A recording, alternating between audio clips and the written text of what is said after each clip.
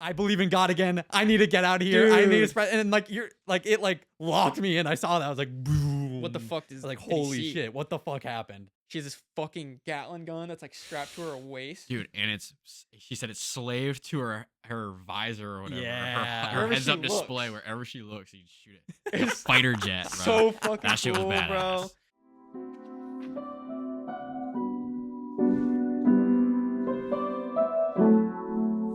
Oh, I didn't see you there. Welcome to Raiders Anonymous. Warning, the following content is intended for mature audiences over the age of 18. This podcast contains really cool shit that parents may not find suitable for children, including coarse language, themes of violence, sex, the overthrowing of fascist governments, and romanticy, even though we don't really like that stuff. Viewer discretion is advised. Welcome back, everybody, to another episode of Readers Anonymous. Today is going to be episode 5, and we are kicking it off with a sucker fuck for Hyperion. I'm your host, Cameron. And I'm your host, John. And who do we have on here today? That is our good friend, Everett. What's up, guys? What's up, bro? You want to introduce yourself a little bit? I'll give her a brief introduction. What do you want me to say? You want me to talk about Talk about books. reading specifically? Yeah, I Yeah. think that's a good way to Why are start. you here? Well, I don't know. I asked myself that same question. Right. Based off of your guys' introductions from the first podcast, I think it was pretty similar to where I was reading as a kid, loved it. Harry Potter, I don't know, any like up until like middle school of like young adult dystopian book series that were popular. Type shit. Pretty much And the same then- as every Yes. kid those Yeah, days. and then I didn't read anything for like 8 years, and then now you guys are reading. I don't really read, but because you guys read so much, you guys got me to read Red Rising, Yes. and I figured I wanted to be on and read the same book as you guys. So that was Hyperion. Yes. And you picked Hyperion, right? I did pick. I think so. Hell yeah. Yeah. A group decision. It was a little group It was on my decision. list Yeah. though. It'd been on my list. Yes. We've been talking about it for a while. My We very have short been. list that hasn't changed at all. Hasn't had a single book knocked off it until today. That's how mine feels, because every time I read one, I add like fucking 3 more. Exactly. It's an So, ever-building list. Yeah. I know we've been berating Everett for the past like year to try to get him to read the books that we read. Yes. I mean, you read like Red Rising pretty much alongside with us. Yes. It was only like the after the original trilogy Right. that we stopped really reading at least the same things, and then we got you to read Iron Gold, and then from there you finished Lightbringer already, which is awesome. Which I said the last time, we'll probably do a entire episode dedicated to either Lightbringer or just the Red Rising series as a whole. But we wanted you to read the books that we read, so I'm very happy that you're here. Yes. And I don't think we ever said this. We're all really close friends in real life. So, like, that's kind of Yes. why this is happening, too, is that, like, we talk to each other every day. In So, third grade, me and Everett were playing Harry Potter on the playground. So, Yes. That was when, dude. I read the Harry Potter series like 10 times. dude, we were both obsessed with that series. Also, I think on your first podcast, you said you're like, we're doing this because we talk about books all the time, and our one friend hates it. Yeah. I think that was me, right? Yeah. Talking about? Yeah. Now, I didn't say that. Now look, Look at where we're at. Look where I've Fuck come, you, dude. bro. I'm- Hey, Fuck you. No, I didn't say can't. you hate it. I just said I felt bad because we were talking about books that you've never touched before. Yeah, right. You know what I mean? You No, can't. that's- You that's can't fair. add comments Yeah, to that. yeah, yeah. No, I can't. But yeah, so I think we should start with our weekly reading log. Yes. So, what are you reading, John? Well, the past week we all have been reading Hyperion. Other than Hyperion, though, I started reading Yumi and the Nightmare Painter, which we talked about last episode. Yes. I don't know if you have. But I haven't started Okay. So yeah, I started on the audiobook. Okay. So far, I've really enjoyed it. It's Really? definitely, it's more like whimsical than I was expecting from the book. But like I think because it's Wit narrating it, and I'm already familiar with who Wit is as a character. I like kind of instantly was able to like, I don't even know though, be like immersed into it. Right. Kind of just like as like Wit being a storyteller in the Stormlight Archives already. And so far, I've really enjoyed it. Since it's the book that me and my wife are reading for the month of April, we have a rule we're not allowed to audible it, so we can like focus on it. Okay. So because I was reading Hyperion all week, Yeah. and it was a kind of tough book to get through for me, I wasn't able to touch anything else. That's fair. So, and we all started around the same time reading Hyperion, right? Like, when did you? I think you I start on started. I Monday? think I started first. Okay. And I fell behind after, but it Yeah. was all in the course of 1 week. Well, because after you finished Lightbringer, which was on I think Thursday last week, we were still in the midst of reading Sword of Kaigen, Yes. and then we finished Sword of Kaigen on Sunday, and we both started on Sunday. But yeah, I don't remember exactly when you started, but it was pretty much right around the same time. Yeah. I'm with you reading Yumi and not listening to it. I'm curious to hear like what you say because I'm just so familiar with the voice of Wit coming from Michael Kramer that it like feels like perfect. So Right. but I have no clue how it would read. I've never really even like. I mean, I'm assuming it's gonna be like how Stormlight was because there's multiple sections where I listened to Michael Kramer and read it, and Yep. I think Wit's voice always sounded better to me whenever I read it myself. Really? Like the dog and the dragon and stuff like that. Okay. I think it was an elevated experience when I read it myself. So I'm hoping I'll get the same thing here. But Cool. What have you been reading for the last week? Obviously, Hyperion, Yes. and then just recently finished Lightbringer, which completed my Red Rising saga, or what's been released, right? Yeah. Until Red God. So that was, I caught up on that finally. That was I audibled the whole thing. I audibled all 3 of the last ones. hell yeah, So I think so. So did I mostly. They're great audiobooks. Yes. they were really good. Yeah. What did you think of Lightbringer? I thought it was the best out of the final 3 Okay. for sure. That was kind of obvious. I think the main thing that made it the best was the how he kind of dialed back on the POV swapping. I as predicted much. that. And it was also it would be like Darrow, Lysander, Yes. in a row instead of all over the place, and then it would switch and go to. But yeah, that made it a lot easier to follow. I think because I did it on Audible, might have like there was a lot of information in it, a lot of stuff to keep track of. It was very dense, Yes. and I think it being on Audible made me possibly miss out on some of that because there were definitely some points where I felt a little bit lost. Okay. Right. But after I finished it, I could look back and be like, a lot of that stuff I don't think I really even Yeah. needed to know. Right. Really, like feel I got the main points. I thought it was awesome though, and I think it made me kind of mad, and it definitely made me excited to read Red God. Yeah. Spoilers, real quick. What do you think of Lysander? Dude, okay, so you were hyping up Lysander the whole time I'm reading this book from the beginning. You're like, Yes. dude, did you hear about Lysander yet? You hear about Lysander? Cam is a did he do something Lysander awesome glazer. yet? Did he do the thing? You're like leading up like he's gonna do something awesome. And this whole time I'm reading it, I'm like, dude, this guy kind of sucks. Like, common asshole. He's like pretentious. Like, and I still think that I finished the last like couple chapters. I'm like, dude, this guy really sucks, bro. Yeah. Lysander sucks, dude. I think that's a fair take. He sucks. He's everything I said already, dude. He like got spoon fed his position and he was like a nepo baby, and he's just an asshole, bro. Yeah, all those things are true. And I think he's on the wrong. I mean, I don't know. I want to see where Red God goes. Yeah. But I think my redeeming thing with Lysander, because I agree with you, like that's the thing. I even though I appreciate Lysander a lot, I still like agree with pretty much everything you said.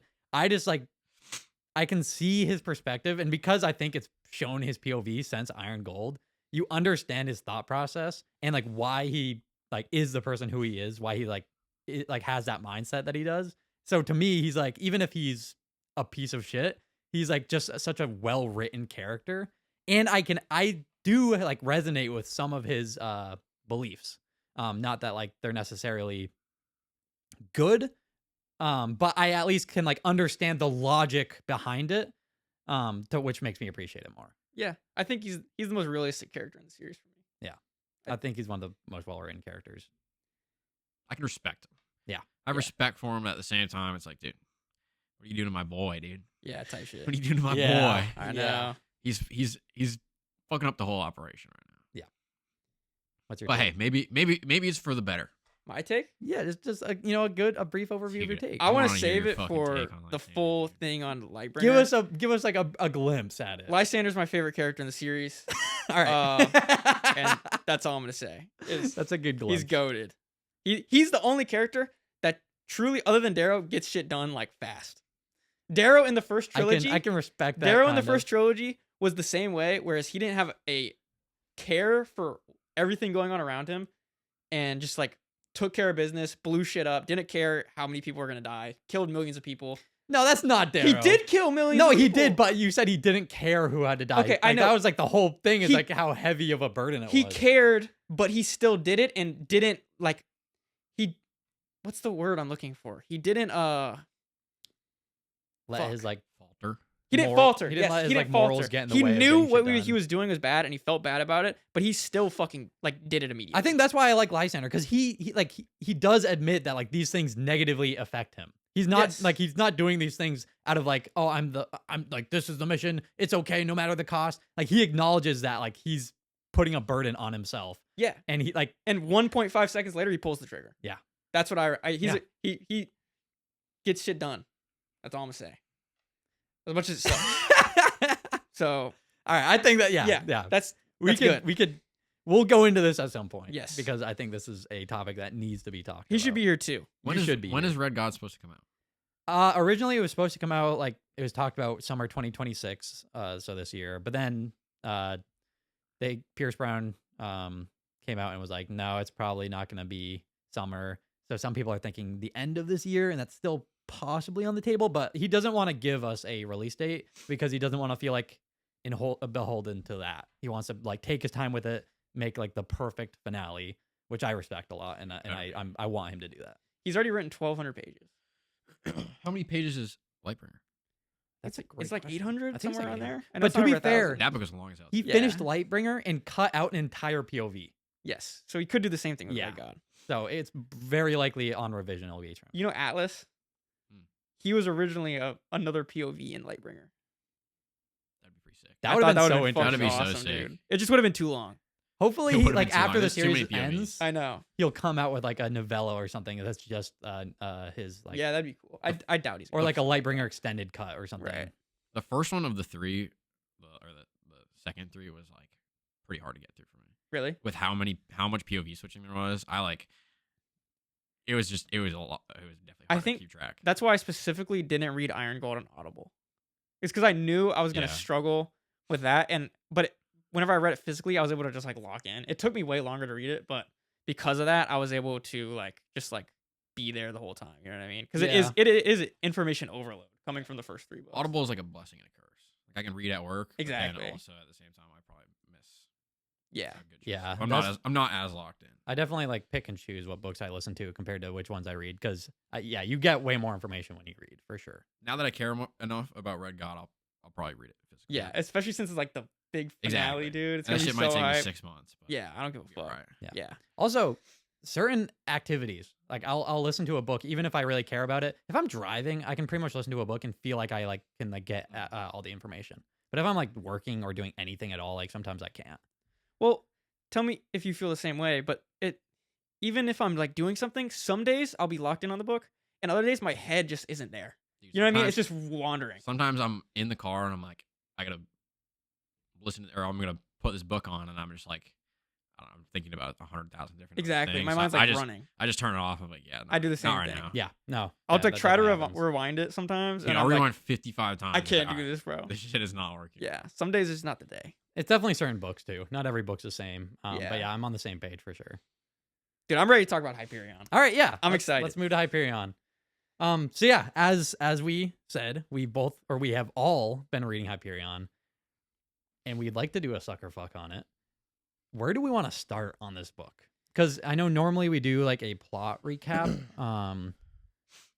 But what do you think? So my idea was, because this book is divided into short stories, is that we're gonna give a giant plot overview of like just talk about like what the book is, and then whenever we're ranking each of the stories, we'll give a general idea of what happens in the short story, Okay. and give a ranking of the short story, talk about it, where we're gonna put it, because I'm assuming we're gonna be ranking each story like on what we think is the best and which one's Yeah, the worst. first to sixth. So Yeah, I think that's a good way to do it. Okay. Yeah, I like that. So I guess to start, the basic premise of Hyperion is there's a planet called Hyperion, which is like an outer planet far away from the society of humanity that exists, however long in the future this book takes place. Actually, how long does it in the future? No fucking clue. Okay. And basically there is these things called time vaults on Hyperion, these structures that move backwards through time. That is set to open. And there's one last pilgrimage that needs to take place. And that's where you meet our 7 main characters. And along the journey, they each tell their story on why they're here, why they're going to Hyperion.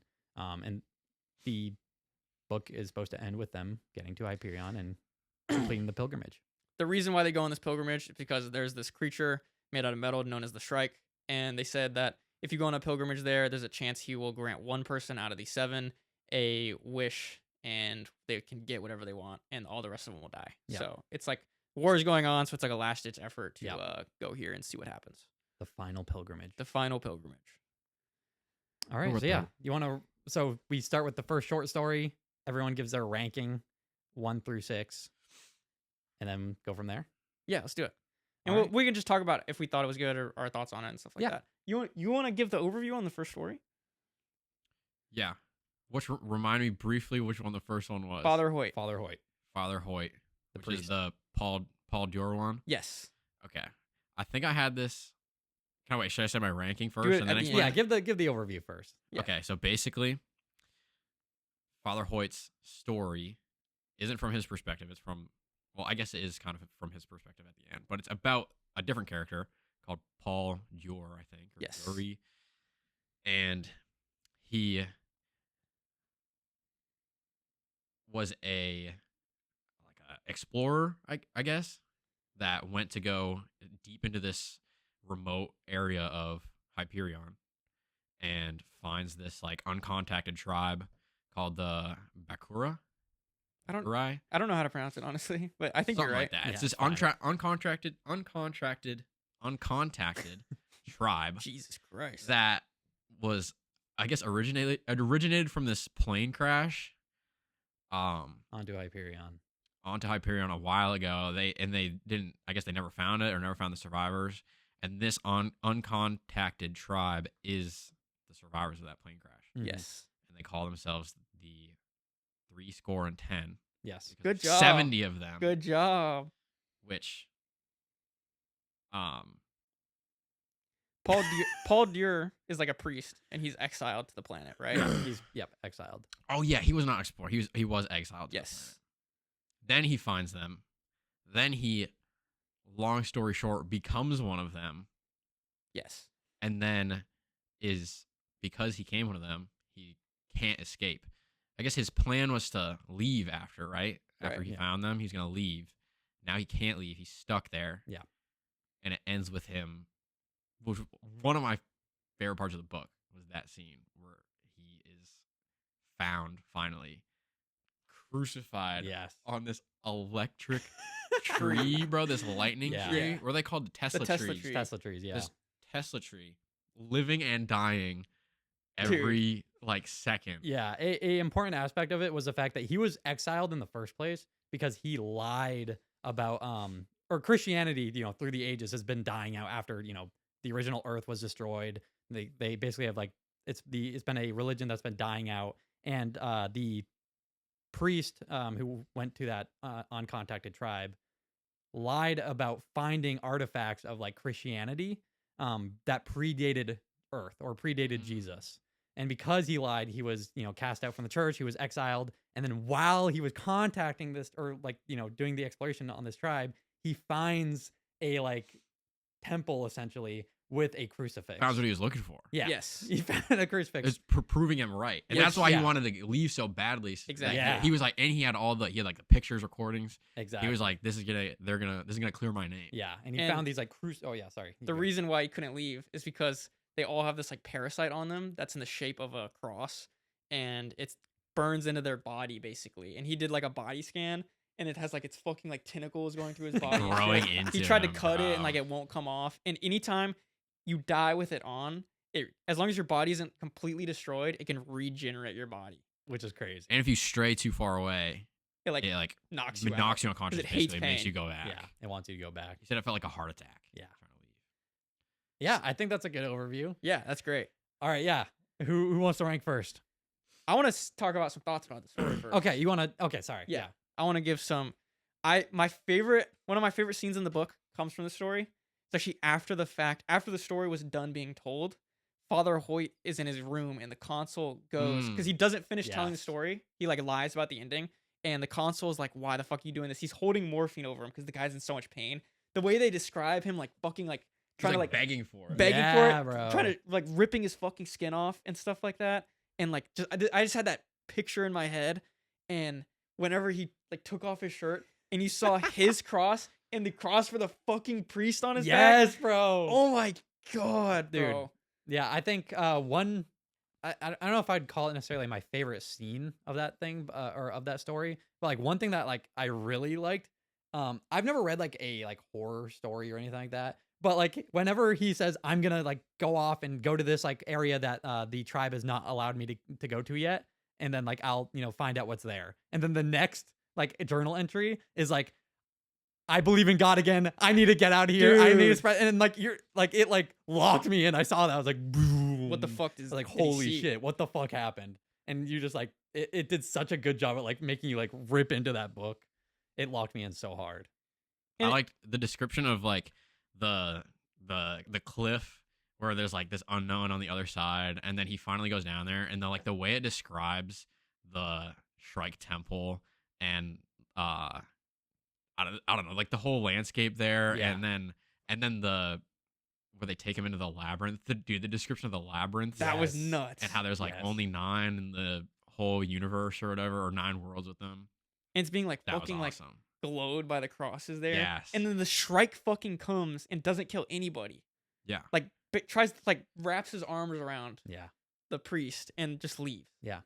I appreciated the story as a whole. I thought it was so cool. Even like the whole premise of him being like this person who is like like starting to like fall away from his faith, and then he goes to this place and like he like regains it from this like from somewhere you would never expect to Right. find that in the Yes. first place. And then yeah, the ending of being where they find him and he's crucified himself on the Tesla tree, and it's like it was essentially like his refound faith that like pushed him to want to get these notes out, to like push himself to those limits where he's just dying over and over again. And it wasn't until they took the notes from him that his body like finally ceased. I think that was my favorite scene of the whole Yeah. book. What do you guys rank it? I put it number 2 on my list that I just made, but Okay. I think it could be number 1, Okay. especially now as we're talking about it again, Gets you hyped. kind of right? getting hyped back Yeah, up right, about yeah. it. Dude, that was such a good story. I think I would put it either number 2 or number 1. I'm leaning number 1. Put it number 3. Number 3, okay. That's fair. There's a lot of good stories on this, so I won't judge. Would you put it number 2? What did I put at number 2? No, would you? If you got, I guess Maybe at the end. I guess the way we need to do this is right now it has to be number 1, and then we'll go down each story. We'll like place it. You know what I mean? Like I think that I don't know if we can gonna with lose this because track. I think we're gonna have a lot of differing opinions on this. I'll be down to put it number 2 for right now. okay. So, or you want to do a collective placement? I think that's a good idea, right? Okay, yeah, we can You do want to that. do collective? Try to agree on something. Let's see how it goes. I think we should see where At the end, where we're starting to rank. depending on how stuff. differing it is, we'll decide if we do a right. If collective we or all not. have crazy different, then Yeah. there's not really any point. But I think mine's gonna be very different than everybody else's. Okay. So Yeah, I'm cool with number 2 as a Mine's- whole. mine's number 2. So yeah, 3 for me. I'm good at putting it number 2. Yep. All right. Next story. Cool. So yeah, next story is the this one's a crazy one. This is from Kassad. Yes. He is essentially he's a part of the Hyperion, or not Hyperion. Shoot, what's the people called? Hegemony or how do you say it? Hegemony. Hegemony. It's either hegemony. Or Hegemony. I hegemony. think that's how I say I it. thought it was hegemony. I always said hegemony in my head. Okay. He's a that's part of the God damn. Jesus. He's a part of the hegemony military. And Is essentially it called force? Can we just call it force? It the is the force. force. He's I a part of the think. force. That Dude, works. I didn't like how they typed that. Me neither. It was I didn't weird. like that. It made it a little with no clunky. space after the colon. Force colon, and it was like Space command all lowercase. commander or some shit like that. Yeah, Like it it was just sounded weird. dumb. Anyways, he's a part of the he's a part of the Force. Yes. And it kind of follows his story as coming from a youth where he, while in these like training sims, which they could essentially experience combat or wars from back in history, and after an encounter with a knight where he got help from a random lady that came out of nowhere, knocked the knight down, and they just started like stabbing the fuck out of this guy. And after they kill him, Kassad and this woman make love on the battlefield within this sim, and Right next to this guy's dead body. right next to the dead In body. blood. Rolling I- in blood. Can I interrupt for a second? Yeah. Dan Simmons is fucking horny, bro. He is, He's bro. a There's a horny lot of sex in motherfucker, this dude. book. There's a lot This- of sex in This book has more sex than ACOTAR. It's that's a great It point. literally has more sex than the thought book we read. Right. Yeah, It's pretty nuts. then romanticy. Yeah.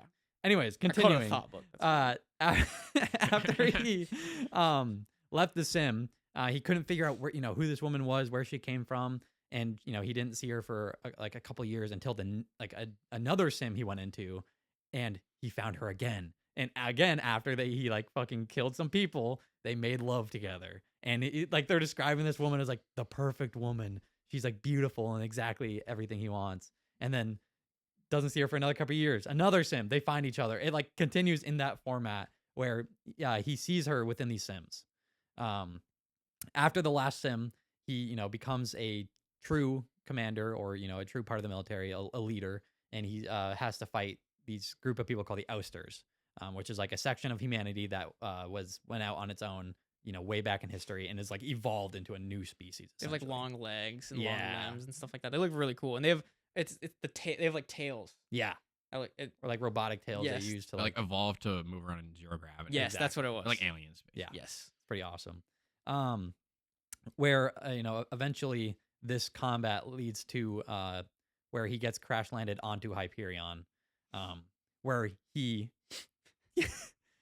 goes to, I don't know, I think it was a time vault, but anyways, he gets awokened by this woman who he hadn't seen in several years, who he only saw in the Sims or in his dreams, and she takes him to a Shrike, and the Shrike places over both of them, right? Like this like body like suit armor thing that like was like engraved in their skin, and the Ousters come because they've been chasing Kassad, and he's able to like control time as they just like basically wipe out an entire like battalion of Ousters. Yes. And at the end, after they make love together On the sands, bro. on the sands, Next to like dead bodies. Next to another Yeah. not dead even bodies. a ton of dead bodies and like flaming like, vehicles bumping up next to him. And as they're making love, the woman. Do one of you want to describe this? She She turns turns into the the Shrike. Shrike. Into the Shrike. She's the Shrike. She's the Shrike. Is how I imagine Yeah, it, right? She's presumably. actually the Shrike. And the Shrike is full, like basically made of Metal blades and shit. Yeah. So he's like making love with this woman, and then she turns into a bunch of blades, and she like cuts them, and like I'm not gonna go into too much detail, Right? But Right. that one aspect that he described very in depth. was, Yeah. The crazy. ending of love making for the man. that and then right before that, her All over dead bodies. her part turns into blades. blades basically, and he like gets out at the last minute. But important detail, while he's making love to the Shrike, Oh yes. it does some Dune shit where it like floods his mind with not flashbacks, visions of the future, where he sees like destruction and war and It's stuff like like a that, galactic war. and sees the Shrike's special metal tree where it shows like his victims, and he can see some of like the pilgrimage's victims on it, and who dies and who lives, but he doesn't tell anybody. Yeah. And his whole goal is to go back to Hyperion, is to kill the Yeah. Shrike. Which is pretty badass. It's pretty nuts. What did you guys think of that story? I had it fairly low. It was fourth. Fourth? At number 4.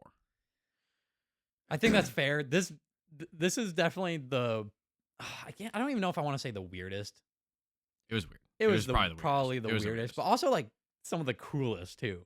It definitely like it was a very strange story, especially this being like the second story in the book, where you see a bunch of killing, like this really cool description of combat.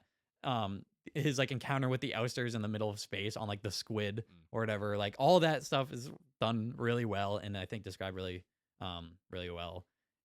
But everything to do with this woman in the Shrike, and especially the like end of that story, definitely the weirdest of all of Definitely them. the weirdest. I thought it was fucking rad though. I thought it was rad. How everything was described with him crash landing and like how that happens, and Dan Simmons does a really good job with imagery and like Yes. making me see what the fuck's happening, like almost like a TV screen, and just the whole like battle scene of them in the desert wiping out everybody. It's just sci-fi as fuck. It's nuts. Even this disgusting sex scene that we don't want to like go too deep into was like just crazy. Just Yeah. how everything happens is crazy. Yeah. But I also put it forth.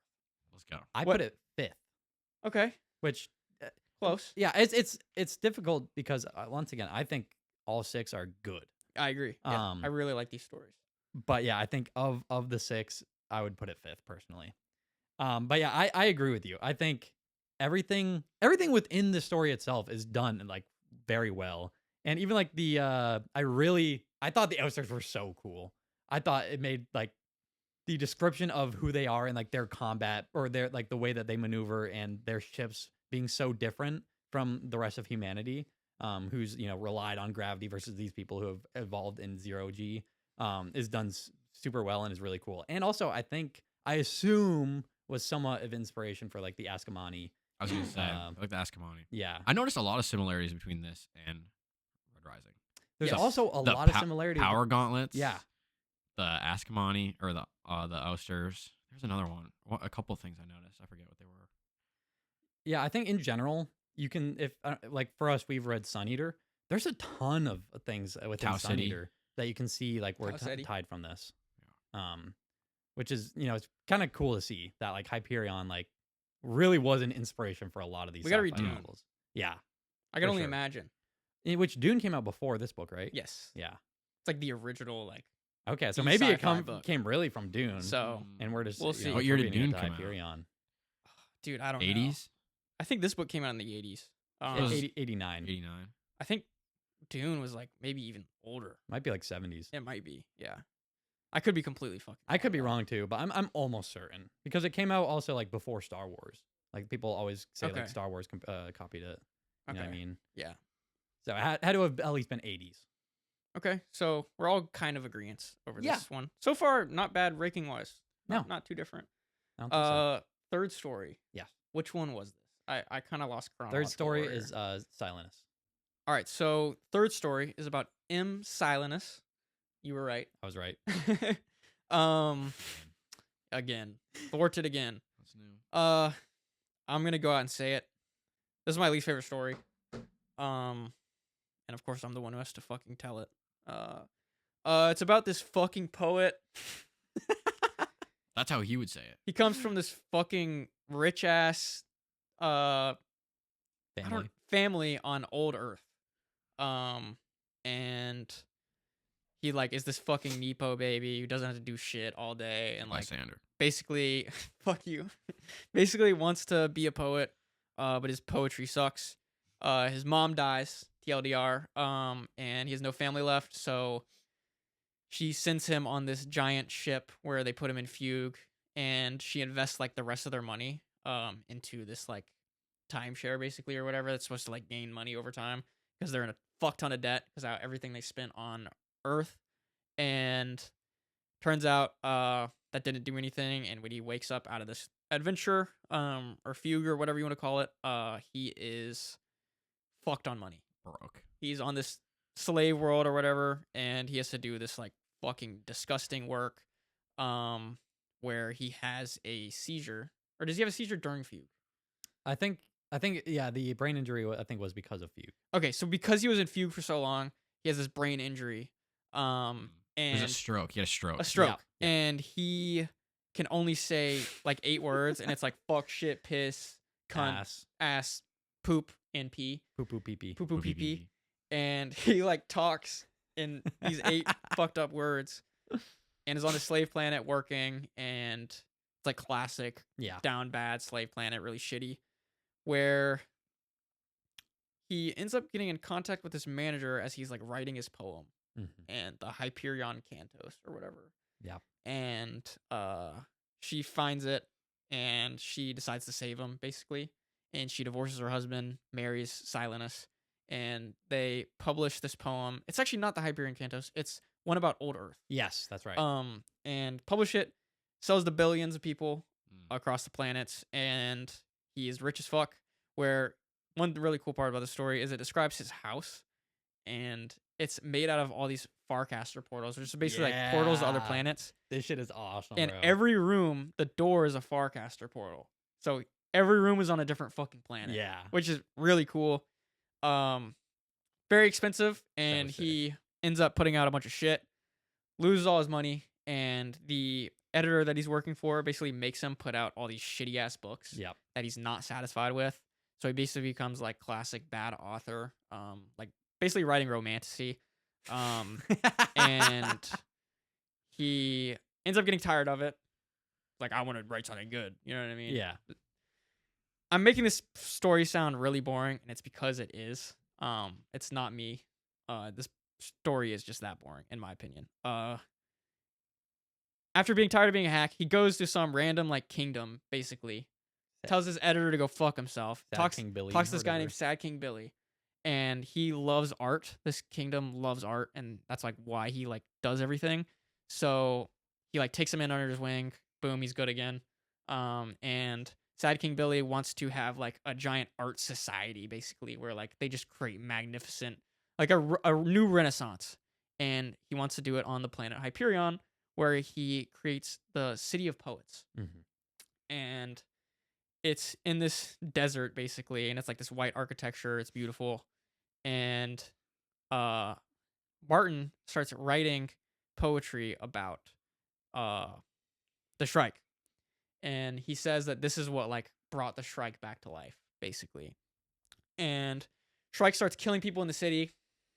It's his muse. It's why he's writing again. It's like his first good work in forever is following these Shrike killings, and it's what's giving him all his inspiration. And it kind of drives him crazy. He ends up like dressing up like a fucking like satyr and stuff like that. Not dressing up. He gets surgically literally surgically changed into a transformed. satyr. He's nuts. Everyone in the city basically dies and leaves the city. They abandon it because of all the deaths. And Martin stays there because he's crazy and wants to finish this poem so bad. It's his life's work. Where Sad King Billy eventually finds him. He's like the last person in the city and starts burning his work. Is like, this shit is like dry. Like, you need to get the fuck out of here. I'm going to burn this. Where the Shrike shows up, carries Sad King Billy, and Martin drenches him in kerosene and lights him on fucking fire as the Shrike is like holding this guy in like blades. Like, Sad King Billy is in so much pain because he's like, the Shrike is entirely blades and just piercing his entire body. The way Dan Simmons described this guy's screams is so well Begging done. for help. Begging For help. help from what's his name? It was perfect. Yeah. And he just watches them die and tries to like fucking save the rest of his work because Sad King Billy burn a bunch of it. Where, dude, I completely forgot what happens after that. Honestly. I don't know. He scoops up all his work after he kills him and then runs away, and then The reason why he wants to return to Hyperion is because He wants to finish finish it. his work. Yeah, and I think I wanted to make a note that like one of the parts that was really cool too is as Sad King Billy was screaming, he said like the screaming never stopped until I realized it was my own screaming. I thought that was really cool. That was a cool. cool that. line. Yeah. I quite like that. Yeah, unfortunately I'm kind of on the same page. I thought this was perhaps maybe more like intriguing than the last one in terms of like thought provokingness, but in terms of actually reading it, I was definitely the most bored of all the stories. 100%. I Yeah. still think his character is awesome. Yes. I really like him as a character. I really like his story overall. It was just really long and drawn out. Again, what I'm skipping over in these stories is there's a lot of world building that's going on behind the scenes that Dan Simmons describes, which is the best, in my opinion, the best part of these stories is like what's going on behind the scenes that he's describing, this overarching story, basically.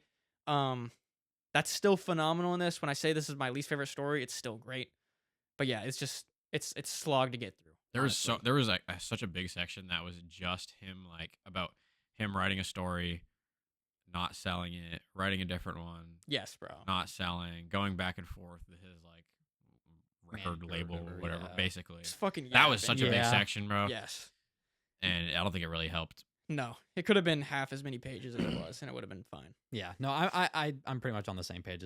I think we're all on the same page. Where'd you put it? Last? I put it last. Would you? I put it second to last. Well, Okay. it could be swapped. Okay. I'm very be curious to so. hear what your last one is. Me too. It makes me Um, nervous. Which one do you think it is? I don't I don't guess. Know. I don't know. I don't want to guess yet. You're gonna hurt my feelings. But I mean, I thought too. I assume it was pretty meta when it talks about like the like writing industry, where he kept saying like, or he talked about the idea that like he had to sacrifice like the integrity of his work, where he just had to put out slop, and he said like he did older like 10, and then he wanted to do the last one is just saying, and then the Earth exploded, and then like the There's rest all of the it being blank empty pages. Yes. I thought that was really funny, at least. Yeah. And I assume it's pretty meta to like the writing industry, because it seems like the way he described it seems like it was from like Dan Simmons himself, Right. not from this guy. I saw on Reddit someone literally said that apparently this character is like Dan Simmons putting himself in here. I Like- could like see literally- yeah, that's how it felt when I was reading. I was like, this feels like personal. Yeah. So maybe knowing that and maybe reading some of his other work, I would like the story a little bit more. I didn't really care for the meta shit, but Yeah. And no, and I thought that, like I said, I thought the character himself, like even within like the first like chapter, I said that like he was one of my favorite characters, Yeah, just I based like off him of a like lot. his attitude. I thought he was really, and I thought he was really funny. And I just kind of liked the mad poet kind of like archetype. I think is really enticing. But he's a fucking asshole, bro. he An was, asshole, bro. Like Braun fucking hated his ass Yes. the entire time. I love Braun. So did the console almost kills him too. He did, bro. That shit was awesome. Everybody hated his Everyone ass. hates this guy. Dude, I was hoping at the end there the console was gonna just fucking I know, dude. They Front couldn't. his They shit, couldn't, bro. Shut bro. the They need fuck the up. 7. I But think yeah. his work with the City of Poets was also. I think it gets mentioned a lot after him, and I think it'll probably get mentioned. Yeah. Later on. as well. yes. That's another thing I think he does well in general is he'll mention something in one of the stories, like introduce it, and then you'll hear the same the same location be brought up in like another story, Little callback. and you immediately like know what Connect he's it. talking about without it feeling like out of place. Like it's never like you're hearing this thing and you're like, oh, he's just like shoehorning it in.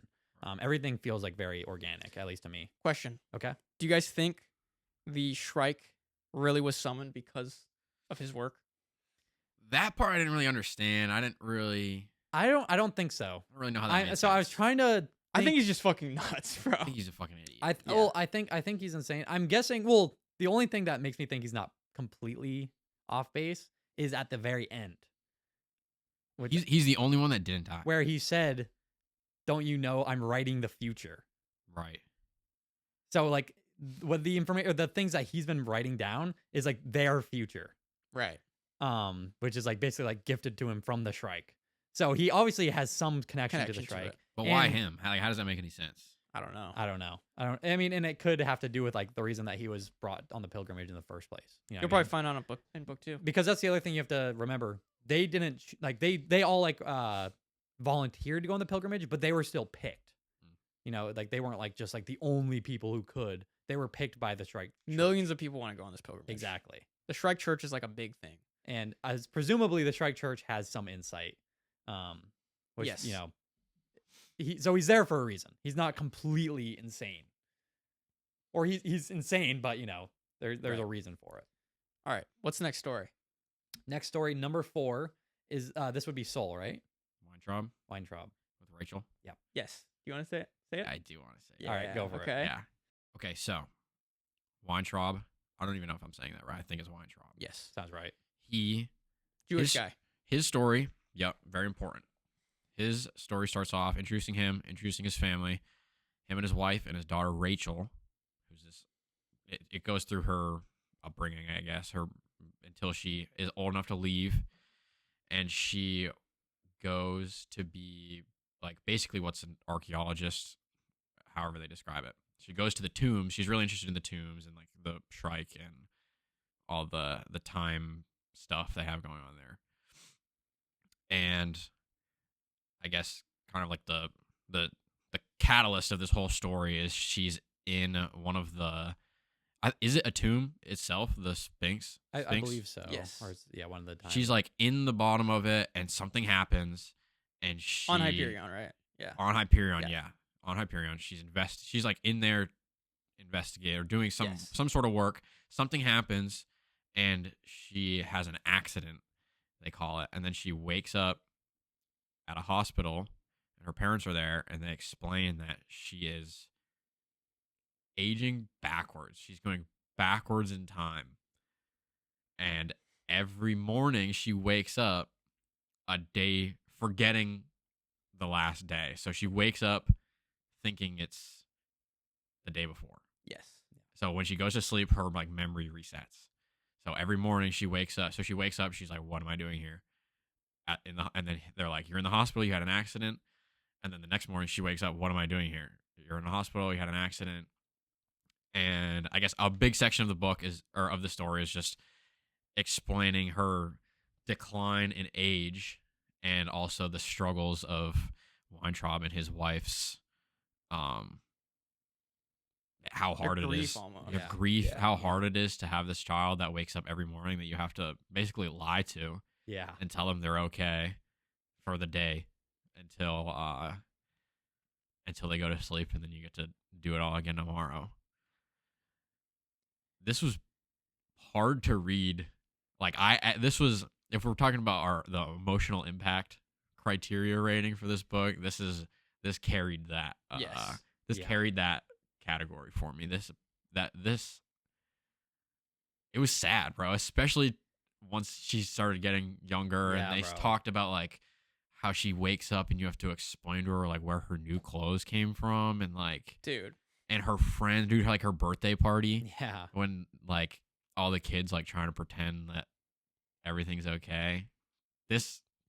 And It then was so This is fucked a up. sad story. her Yeah. mother passing, and Oh my god. Yeah, Soul and then, oh has my to gosh, the explain to car her, accident, the and then- flying car accident. and then he basically just has to like pretend that she's alive by the end of it, and just saying like she's just not here right now. She's like, will we see her tomorrow? Yeah. He's like, Yeah, yeah, dude, yes, we that will," part sucked. because And then he's on his own with her.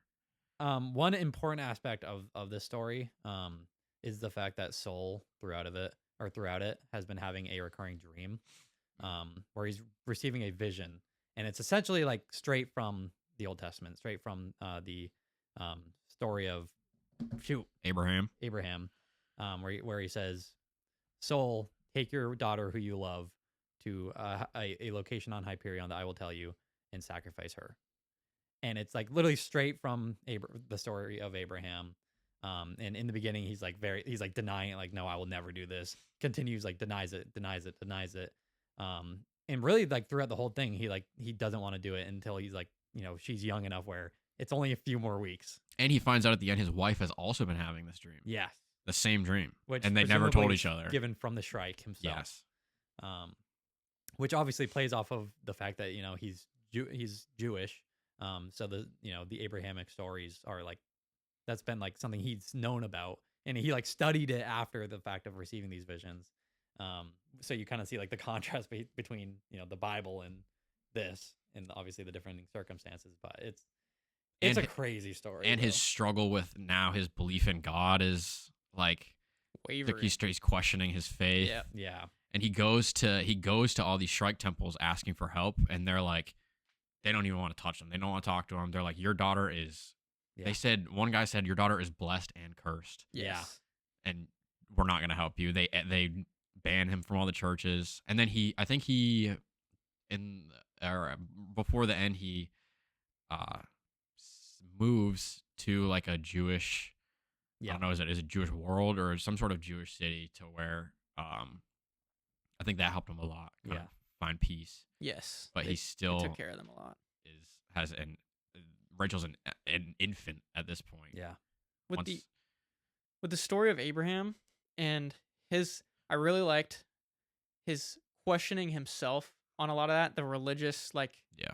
questions that he was asking himself and answering himself at the Yeah. same time, like from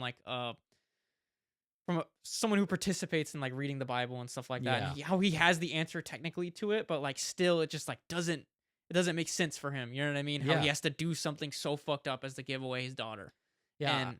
And I'm not smart enough to get into like the whole religion thing, but I really appreciated that while reading it, and I thought it was beautiful. Yeah. One question about it, because I know at one point him and his wife agreed that they would go to the Shrike Temple together and sacrifice themselves. Yeah. And eventually he's talking to himself, like talking to his god or whatever, and eventually comes to the conclusion at the end of the story, no, I will not be making a sacrifice, and like be gone. And from that, the vision stops, and it just like leaves him there. Yeah. What is his intent? I guess in going to the Shrike Temple, because I don't believe he's going there to sacrifice his daughter. I think he's essentially. I mean, I don't know if it's said explicitly. I don't feel. I don't think it is. I think he wants the wish. I was gonna say. I think his goal Maybe is to like fix his daughter. Right. And he's gonna like. I don't think he's intending on sacrificing her. Okay. though. I I just think wanna that's his make like sure of last that. resort. Okay. And he also has an infant now. Like, what's he gonna do with her? Yeah. Right. So he has to bring her along. I agree. Oh yeah, she has like 5 weeks left yeah. to live. Exactly. Yeah, she's weeks. literally an infant swaddled and he's like bottle feeding her. And she obviously can't talk at this point. She's just like Yeah. making noise. She's a baby. It's She's an so infant sad, baby. bro. This was the only story that got a tear to my eye. This one got tears. The scene where Soul finds his wife in the attic, digging through trying to find the toys or like clothing for from Rachel's past, and Their dialogue there is it's just his it's dialogue just is so good. brutal. It's fucked up. And I also agree with the like moral questioning. I thought that was done like really well, and I find it really interesting, like the idea of like he was basically saying like why what good would come from sacrificing an innocent, like let me sacrifice myself, and God's like saying, or who he presumes is God, or maybe it's the Shrike, is saying like is she innocent? What makes Right. her innocent? Just because she's a child, is she innocent? Yeah. And it puts in the same thing. He was like, is your wife innocent? Would you like rather she die? And it's like, it like poses Very those questions. thought provoking. Yeah. It's super interesting, super cool. And he like basically says he refuses the call. He he very adamantly down. says like, I will. Yeah, go for it. Well, maybe this isn't what you're talking about. Okay. But you can keep going. I don't want to interrupt you. 'Cause Okay. I don't want it to say something different and like throw you off. Just go for it. You Just sure? go for it. Yeah. But one of my favorite quotes from this, and I think this is what you're talking about, and whenever he was doing that religious questioning, was any allegiance to a deity or concept or universal principle which puts obedience above decent behavior towards an innocent human being was evil. Yes. I thought that yeah, was yeah. awesome. I thought that was super cool. Which I mean, the idea in general of like, where does our moral compass come from? Does What's it come innocent? from a higher power? And it's like, if that higher power calls for innocents to die, like, does that make them good? What Still makes, relevant to this day. Yeah. Yes. And what's innocent and what's not. Yeah. Like if it started talking about if we sacrifice Rachel as an adult, you know what I mean? Would she still be an innocent being? You know what Yeah. I mean? It's like I don't know. It's so complex. It's like, who gets to decide who's innocent and who's not? And Yeah. I mean, who better than a god? I think he found there was no right answer. I just thought that was really cool. No, I agree. I think it's wicked interesting. Do you have anything else you wanted to add to that? This is my number one. Really? This is my number one. I like that. I like This that. is my number one. It could be number two, slot with I think was it called The Soldier That Cried God? The name wasn't that the title of the first story? Okay. Anyway, it was something like that. Yeah. Right. But yeah, those are honestly they're pretty tied for number one. I love this story. I don't know. Me and you are on the same Could page. be. This was number 2, tied for number 1. Like that when I said the first one could have been second, could have been first. Yeah. I'm on the same page. Cameron's about to put it last. No, he wouldn't. He wouldn't. Put it. I'm trying to find it. Hold up. I want to make sure I say That's that right. definitely there. wasn't I one. thought Definitely this wasn't was one the then. most emotionally impacting for sure. Yeah. It shared a lot of like that same like thought provokingness that I thought the first story brought out. I think the first story might have been more just interesting in terms of like getting you to keep reading, because it kind of had that like horror element Action-packed to it, and like and- kept you drawn in. But this one was definitely like the most emotionally driven, and I mean the story as a whole is just really cool. I think I could put it pretty securely at number 2. I fucked up. Okay. I put I said earlier that Kassad was 4th. Yeah. Soul is 4th. 4th. Okay. What is Kassad at? is 5th. They swap. Just swap Okay. down. So it's the last one is the poets, and then Kassad, and then Soul. Yeah. Honestly, I can't even like even saying like this could potentially be my first, and you're saying fourth. I can't like judge too much. Like I Wait, you said Saul was your last? fourth. Soul is my fourth. Saul is fourth. Fourth. Casada's last? Casada's fifth, and Poet's is last. Oh, okay. Yeah. So So yeah, again, top 4 stories are all very close to me. yeah. That I again, like what you're saying, I can't. It's argue. hard. I can't argue I with think you. I think there's a good argument for Wait, any where'd you put this one? fourth. Let's go. I want to keep going on because Yes. now that you've said that, I want to hear Yeah. why I'm you excited think to 1 talk and about 2 it. are there. Let's get to the next 2, and then yeah, once we get them all laid out, we can go into this in depth. So yeah, what's next? This is the 5th story. Bron Lamia. It's supposed to be the 6th, but Supposed to be the 6th, but Hetmastia disappeared, and in his place was a bunch of blood. yeah. Or Hetmastine. Mastine. Yeah, Mastine. Sorry. So yeah, the next story is Bron Lamia. Lamia. I just call her Braun. Bron Lamia, something like that. This bad bitch. Bron. This is the only chapter I read on Audible, Okay. and they said Interesting. he said Bron Lamia. So Bron Lamia. Yeah. Okay. And I this had- is one of your least favorite. yes, That would explain why. It's because you read it on Audible. That makes I don't sense, think that had actually. anything, I don't think that had anything to do with it. Maybe it did, but I might need your help with the recap on this one because a lot of shit happens in this one, Yes. and I'm worried I'm gonna like miss out on a couple parts. I think but you could, and it would still be okay. The start is Bron is essentially an investigator in Hyperion on one of the planets. I forgot exactly where, and she gets visited by a what's it called? It's the AIs. It's an AI that basically A cybrid. a cybrid. Hybrid. A cybrid, which is basically an AI that like exists within a human host. And the cybrid goes to her basically because he was murdered. And as an AI, he can transfer, consciousness, and his consciousness actually is existent outside of the In the body data currently, sphere. in the data sphere. But whenever he was murdered, he lost some minutes of his memory. So he goes to Bron and he says, "I would like to, I need your help finding out who murdered me." Kind of TLDR, they find out that some other cybrids were trying to kill him, and they also discover that he was a cybrid whose purpose was to reimagine the poet Keats. The poet Keats from Old Earth, and I think it was like the 1700s or 1800s. The cybrids or the AI as a whole were rebuilding Old Earth to basically re-simulate these ancient people to try get information from them. Each like city had its own cybrid for each like famous like person they were trying to like recreate. basically. Exactly. Super cool. Super sci-fi. Anyways, we'll probably get more into it, but they eventually kind of comes to a head where they get attacked, and Lamia, Bron, and this AI hybrid fall in love. Really, they make love again. Super handsome, by the way. He's super Yes. handsome. Not to mention that he's It's so mentioned handsome. all the time. And they get attacked. They are able to defend themselves, and they go to the Shrike Temple, who apparently had sent these people to attack him. And it's there that they find out that the Kybrid, I believe, was intending to go to Hyperion. Yes. Is that right? Yes, before he lost his memory, he made the agreement with the church that he would go on this pilgrimage. Yes. And he basically says that he thinks he would still like to. But they say, like, you have a couple days to decide. And he tells Bron that, like, I want you to go with me. And She says yes. and he decides he's going to eliminate his like AI information in the data sphere, and become essentially a wholly human. Do you want to pick it up from here just to make sure that I'm not missing out on anything? Sure. Yeah. That's also one of the reasons why the AIs tried to kill him is because he wanted to put his entire AI consciousness into this human body, and for some reason they didn't really like that. It doesn't Very really go frowned in upon. depth. Yeah, it was very. And I frowned think upon. only one other person had ever done that, right? Yes. Yes. Which was, and I it, think, another Kybrid who was imitating another like ancient person. and it has to do something with John Keats and who he's turning into. Something about this is important and is connected to Hyperion.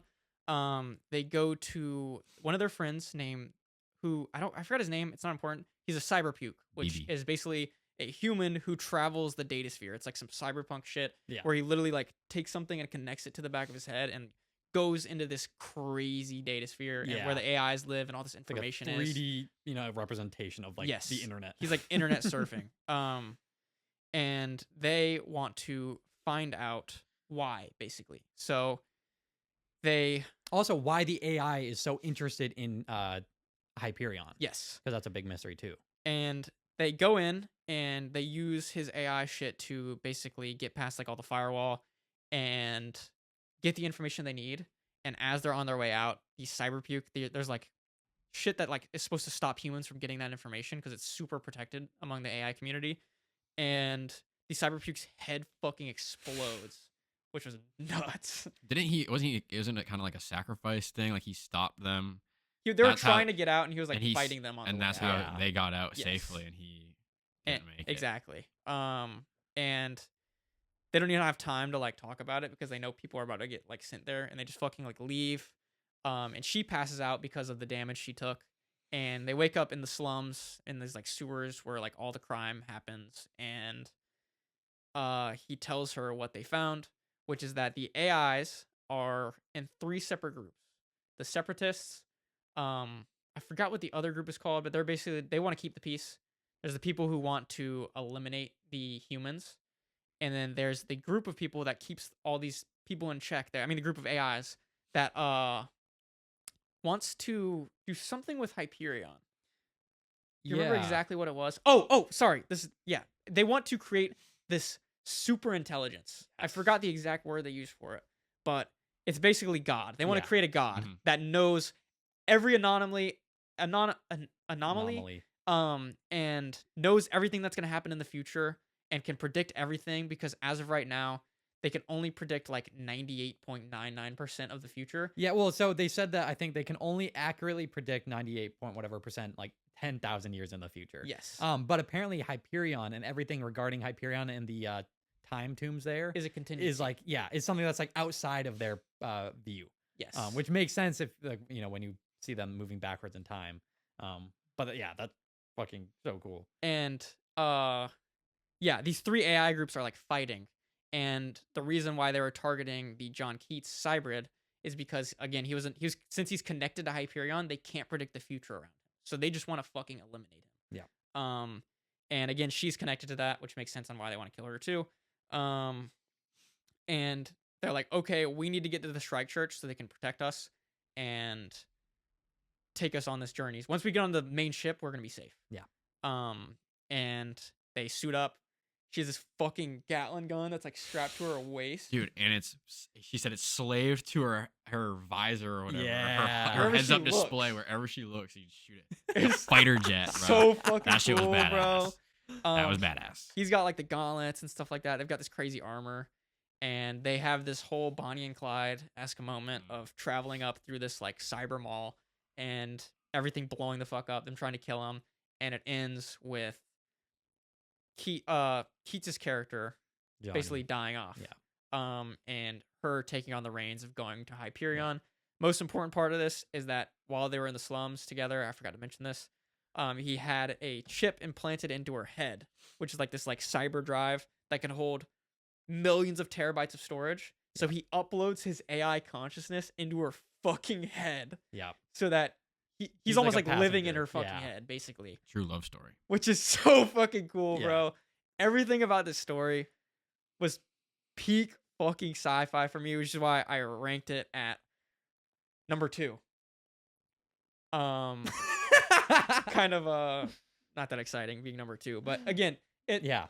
was so cool Yeah. to me. And this story is where this book started to really get its payoff for me. It's because it really opened up into the overarching story of this book, and kind of started to see why everything was happening in the background. And every story at that point for me was like everything's making sense on why they're together. Yeah. And why this group is going on this pilgrimage. It explains the world building so much, and explains like the great Hegeria or whatever, which is the movement from old Earth into like this colony of the stars, and how that happens. And I don't know, just everything about it was so the idea this bitch is in love with this AI dude that's in a human form. I don't know, dude. It's like it's like him.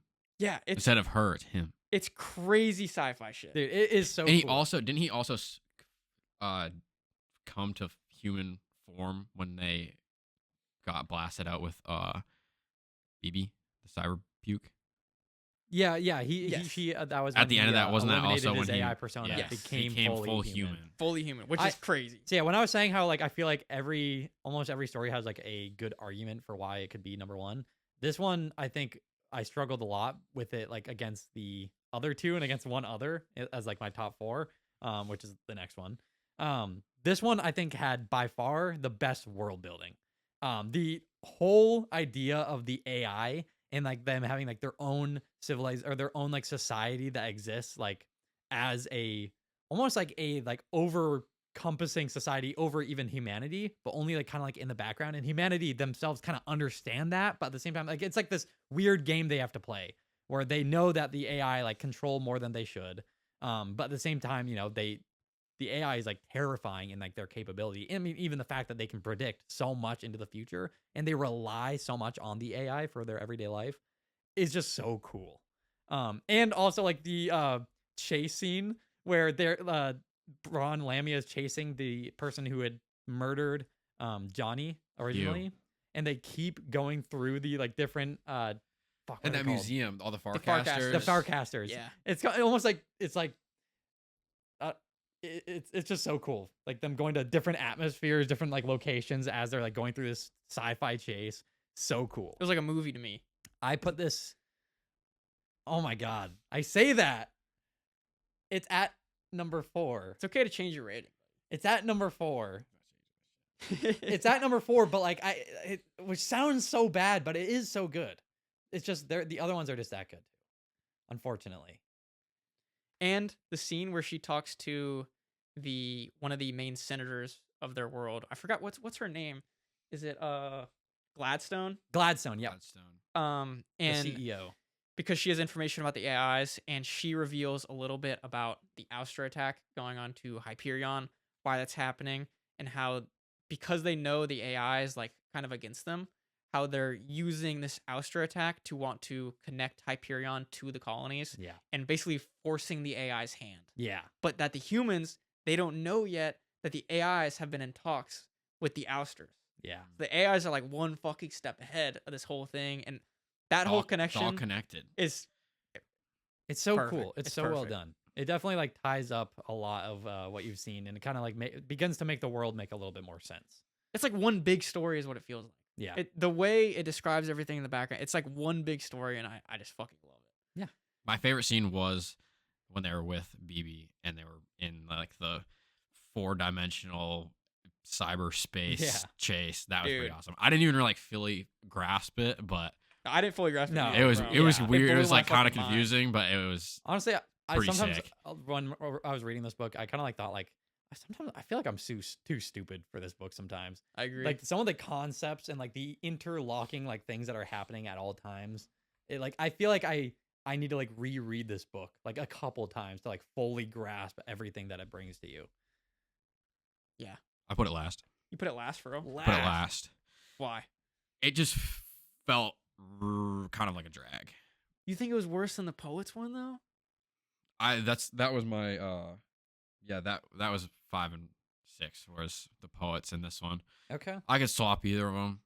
It was I don't know. There was a lot of fluff. It felt like peak scenes were him or her Braun chasing Q, the ponytail guy.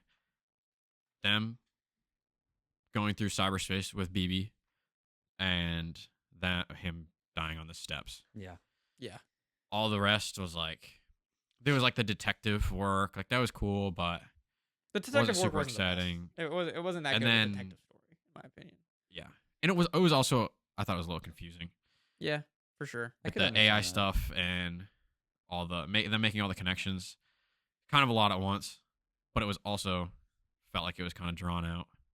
Yeah, I felt like It was that still a lot cool of though. I stories. liked it. Like I said, like even the worst story on my list is Yeah. still great. So Yeah. No, I think that's understandable. could be swap 5 I or think there's 6 just so though. much cool shit in this story is the hard thing. Like even the AI like trying to recreate ancient people by like using all the ancient documentation that they have, putting them into like as best as they can an exact recreation of themselves and of like even like the people around them, using like the cybrids to imitate like just like you know all the average people within the place, recreating the setting itself.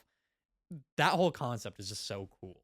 And the fact that it's been failing, but Johnny kind of like hints at maybe like once he eliminated the rest of himself, like the AI part of himself, that's when he kind of like became John Keats like fully. And I don't know, the whole concept of it is just so cool. There's so many cool concepts that are introduced and explored in this story. The poet thing was cool. I liked how it connected when he was like found out that he was actually John Keats, and then they were like, and there's this city in Hyperion named Keats. Yeah. In the world of poets, and it kind of like all come together. That was cool how they explained the overarching connections. But the whole thing is like a giant love letter to John Keats. I mean, I don't know if you guys know this, but John Keats wrote a poem called Hyperion, and it's this unfinished poem, and apparently it's a masterpiece. Damn. And so this has like literally like a city of poets, and a place called Keats, a character named John Keats. The book's called Hyperion based on the poem. The book is unfinished. Yeah. Everything is about it as like. I didn't know that. I You know what knew I mean? John It's Keats pretty was crazy. real and that he wrote a poem named Hyperion, but I didn't know the rest of that. That's really cool. I thought that added a lot to it for me. Yeah. whenever I Shout out learned some John of that. Keats. That's really cool. Yeah, shout out my boy. Love letter hashtag. Jonathan. Final story. Final story. Final the story, console. Do it. Who's You want- doing this? You want to give it a I'm try? doing it. Yeah, I You would cool love with to that? do this. All right. This is my number one, Okay. so I'm excited to talk about this one. Good. I really like it. One thing I want to remember before I go into the story, what's the place that they're at in the story for Siri? Shit. It's a group of islands. I'd like to know what that's called. It's the. Oh, it was like on the tip of my tongue. It's Yeah. Maui Covenant. Yeah, the Maui Covenant is the planet. You're right. Good job. Thank you. All I right. read it. I read the book. Type shit. All right, so starting the last story, the consoles. Shout out to first chapter. A big part of this is in the prologue. It talks about how Mary Gladstone calls him and gives him all the information on why he's chosen to go on this pilgrimage. And she's like, I probably shouldn't be telling you this information because one person in this pilgrimage is an ouster spy. And that gets revealed in this book that the console is the spy. And one thing I really liked, sorry, this isn't the story, but anyways, I really like this. I wanted to mention it before I went into the story because it's mentioned beforehand, is he can call his ship to where they are at any moment. And that's a big thing, is because no other like data can get out from where they are. And the reason he can do so is because he has a ouster flatliner that can connect to his ship. And it's like the smallest one, like normally they have to be really big, and Yeah. he has a one small enough because of the ouster technology that can like bring his ship to where they are. Yeah. And that's how his like position gets And he- basically revealed. And he still uses the original comm data or like comm log or whatever it's called, that from Siri. Yes. The antique one. He still like modified that, which I thought that was really I cool. thought that was sick. And that's how he like um, communicates with the ousters and stuff. I too. love the console. Anyways, yeah. Yes. So it starts again kind of similar to Father Hoyt's story, where in order to tell the console story, we have to tell another. And he goes into the story about, do you guys remember his name? It starts with an M. Marin. Marin. It's Marin. Marin, cool. Marin. So Dude, you guys didn't even read this shit, bro. I'm I the only know, one that I read did. this Dude, book. I'm Sorry, bad at there's names. so many books. I'm bad so at many names of this in book. fucking every book. Me too. This story starts in a similar aspect to Father Hoyt's, where in order to tell his story is to tell another, and he opens up his antique comm log, and it is journal entries basically of it's actually an audio recording, the way it Yeah. presents itself, and the way it presents is really cool. And it's an audio recording of a guy named Marin, and he helps build one of the first like spin drive ships, and this is at the beginning of whenever what's it called? The fucking, not the Hegeria, the hegemony is like the group of planets or whatever that's all connected, right? Yeah. He is working on connecting a certain planet to the hegemony using a Farcaster portal, and it goes into them creating this portal and stuff like that. And he and one of his friends gets dropped off onto this oceanic island planet called the Maui Covenant, and they talk to these like basically indigenous people here, that have like no technology and stuff like that. That's, I mean, on the level of the hegemonies. And him and his friends sneak off to this giant party of this oceanic people where they all put on like masks and stuff like that. And Marin puts on a mask and like goes partying and what? He was just being funny. Okay. Marin puts on this mask and goes with his boy, and he ends up meeting with this bad bitch named Siri, where they party together, and on their way out, his boy gets into some trouble. The islanders don't like their people, which is why they're kind of like hiding off. And his boy gets stabbed by this sword, and my dude cuts all of them down with a fucking laser cutter, which is crazy. It doesn't explicitly say that he does, but he think like It doesn't. It No, does. it doesn't. It says he like walked away from the smell of burning That's flesh. exactly what it And, was. I dude, thought that shit was sick. He fucking cuts all them motherfuckers down, and he gets Siri to take him away, Hey Siri. and he like, okay, bro, gets Siri to take him away, and he's like shook about it, so he's Yeah. like, fuck Siri, and he just leaves without saying goodbye to her. Siri's all beat up about it, and he goes back into his spin drive ship, where time passes faster on the planet than it does where he's at in like space. Yep. It's I don't know if he goes into fugue or why. I don't think it ever like says exactly why. It seems like at least how it presented itself that I understood was that he is hired for this contract where he has to go back and forth between this planet and like somewhere back I think towards like Tau Ceti Center. Yes. For essentially like deliveries, or like maybe that's like when they're setting up the Farcaster, they have to like do a bunch Right. of setup or something along those lines. And basically his contract is where he essentially like loses like you know like 100 of hundreds or not hundreds, like maybe like 80 years or 70 years or 50 years of time. But in return at the end of his contract, he'll get like a ton of money. Yes. So that's But the time doesn't pass for him. I think they lose. no, I think but the for time. that's the point for everyone Yes, else. yes. So like but after 1 year of his time is like 10 years of everyone else's. Yes. I think it's because when they are traveling in space, they're traveling faster than the speed of light. Exactly. So that's why the time I think it's called time dilation. Yeah. I think And there's that's why time there's a that difference. is that how it's called in this book. So he goes back onto his ship and has to come back to the place to the planet later, and he comes back like basically like a local hero. And originally they weren't supposed to like mingle with that much with the people, and because of the local legend that's grown between him and Siri, they're like basically like, yeah, it's better off if you just go talk to the people. And he ends up building this relationship with Siri, where at this point I think she's like 30 years old now, Yeah. where she's like really young whenever he first meets her, and they end up again making love, falling in love together. And again, it kind of repeats this process of them slowly building up this Farcaster portal, coming back and forth, and how she's aging way faster than he is. So he's like gained like literally 2 years, and she's like 50 at this point. Yeah. It's And And- there's the gaps in between when she sees him. That was like Yes. the worst part, is that he leaves and it's 10 years until he comes back. But Yes. for him, it's like I don't nothing. know, a month or something. yeah, exactly. And few the way months. it describes her like body aging and this like time gap, I think is stunning and really sad. And it continues going back and forth as she gets older and older. And it's him learning about the local life.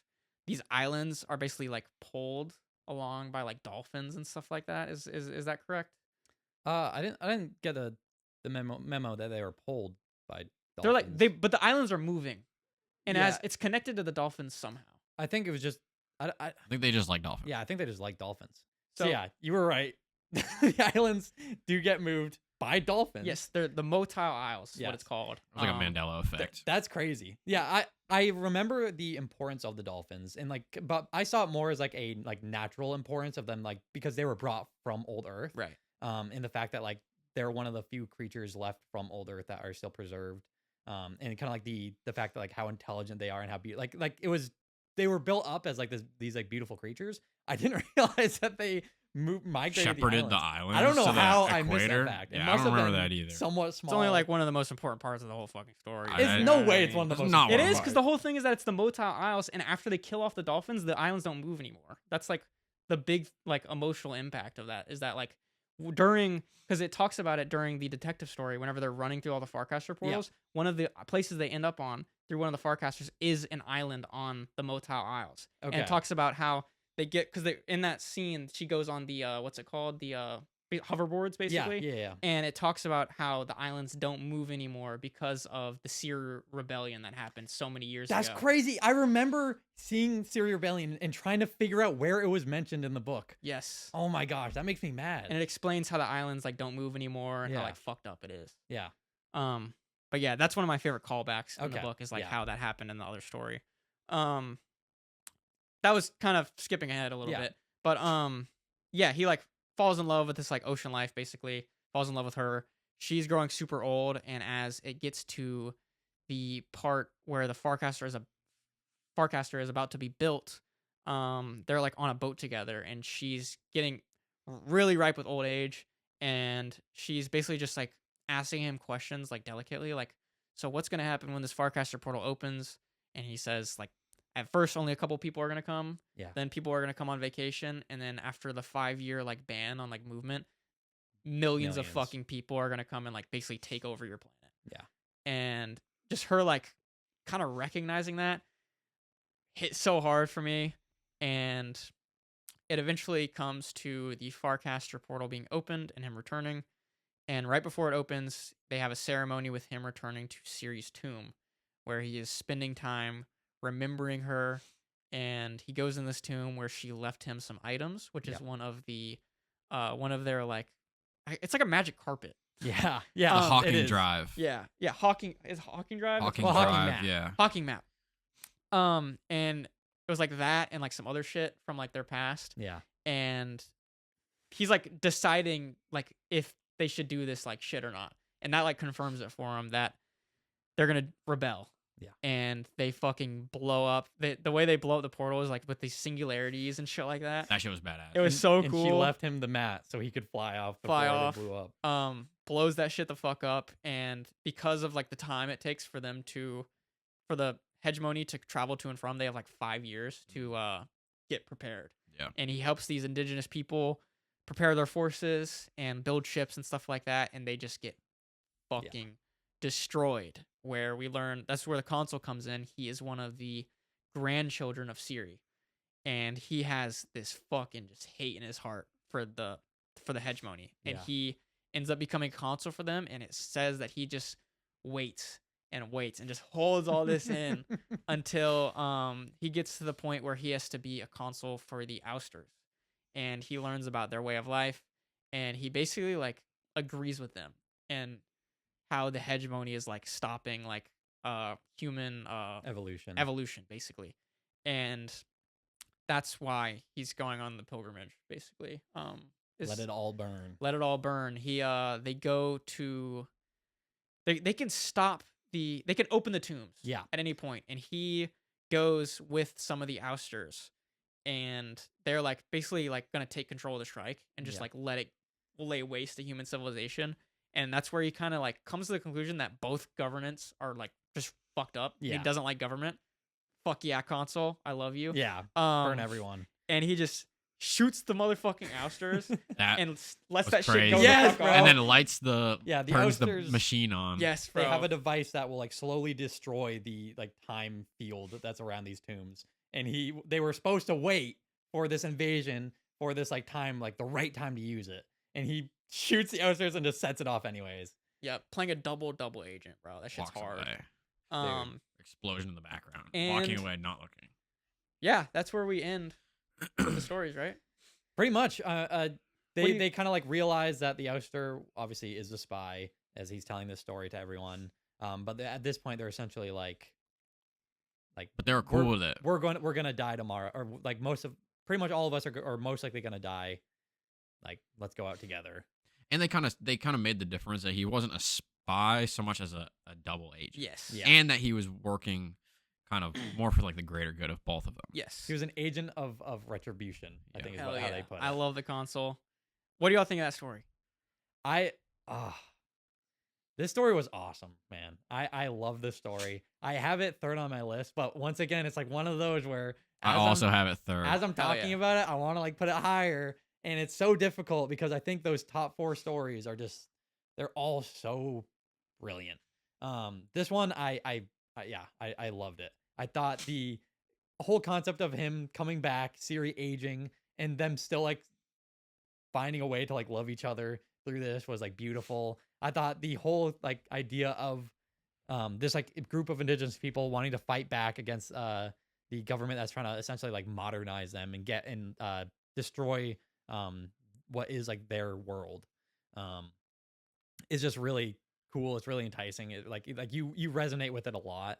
That shit moved me, bro. And the like idea of who the consul is as being like this person born of this war, and He's like Lysander, bro. No, he's more like Darrow, honestly. Yeah. But he's like his uncle. That was my biggest problem with this story, was that he like explains all this and they're like, damn, that was awesome. He's like, yeah, that wasn't me, that was my uncle. What do you mean? No, that he's like the grandchild. He like, I'm saying, they were like, there's no way you're him, right? He's like, nah, I'm not. He was 10 years old. That was this other guy. So he was 10 years. I was there though. He was 10 years old when Marin visited Ciri's tomb. But it's about how he's carrying the torch. Yeah, he held on to that everything that happened, and even after everything's gone on, even after he could be like completely good and safe in the hegemony, has enough money. His uncle or his dad is actually like a big senator or whatever, and is like a fucking hegemony dick sucker basically, which he hates and resents about his dad. So he's good, and he still is like, he just fucking took that shit and didn't give a fuck. Well, also a big part too is like, you think about it, he was 10 when like the series Rebellion started. Yes. So he like grew up and like his sister died fighting. He grew up like as like all of these things were coming to a head, where he still had his like childhood in, you know, within like the Maui Covenant.